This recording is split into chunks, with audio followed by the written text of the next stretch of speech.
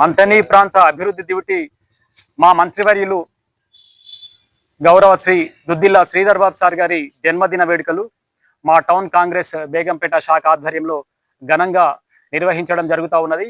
Sridhar Babu sir గారు ప్రజల ఒత్తిళ్ల మేరకి, ప్రజల ఆహ్వానం మేరకి రాజకీయాల్లోకి వచ్చినటువంటి విషయం తెలిసిందే.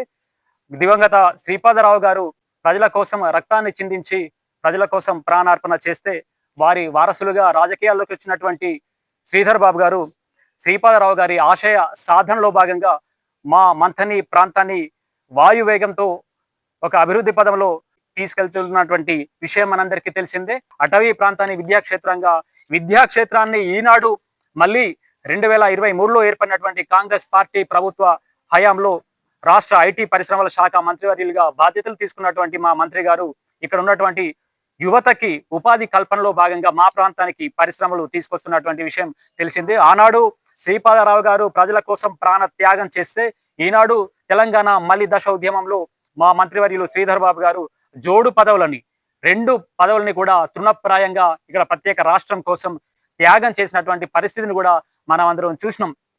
ఇక్కడ ఒక యజ్ఞంలా మంథని నియోజకవర్గాన్ని అభివృద్ధి చేస్తున్నటువంటి ఈ క్రమంలో అనేక రకాలుగా ఇక్కడ కుట్రలు, కొన్ని కుయుక్తులు పన్నుతున్నప్పటికీ కూడా వాటిని ఏమాత్రం లెక్క చేయకుండా అభివృద్ధి లక్ష్యంగా ముందుకు సాగుతున్నటువంటి శ్రీధర్ బాబు గారు భవిష్యత్తులో మరింత ఉన్నత స్థానానికి చేరుకోవాలని ఆశిస్తూ వారికి బేగంపేట గ్రామ పక్షాన జన్మదిన శుభాకాంక్షలు తెలియజేస్తా ఉన్నాం.